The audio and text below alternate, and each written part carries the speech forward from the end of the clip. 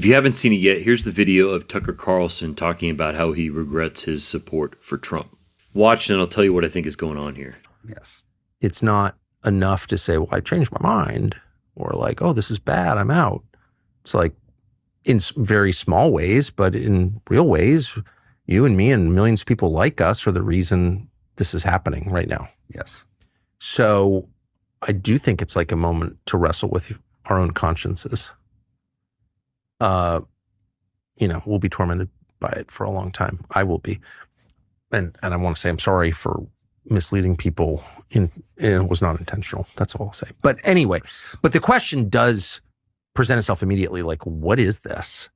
Was this always the plan? You don't want to be a conspiracy nut, but like, clearly there were signs of low character. We knew that. Yes. But it didn't, there are tons of people of low character who like outperform their character. It doesn't have to be. Sort of the norm, actually, these days, I would say. I've outperformed my character a lot.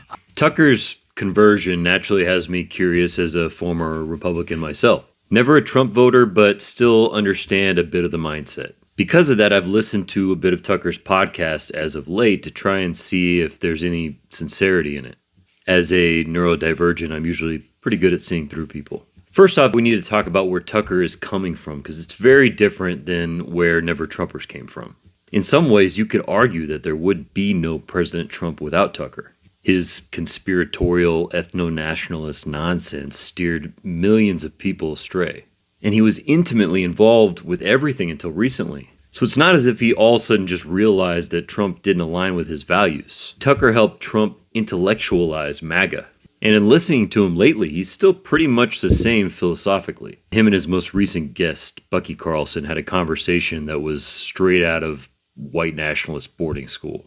And that's really the first point of contention for Tucker. Tucker's part of the bow tie wing of white nationalism. And that's not just because he wore one until Jon Stewart ripped him a new one. They have always had an issue internally with the Southern hillbilly white nationalist. It's a divide that rarely gets talked about because they're both racist and usually aligned. And I think Tucker sees Trump as part of that latter group, and always has for that matter. We saw his leaked text messages years ago talking about how much he hated Trump.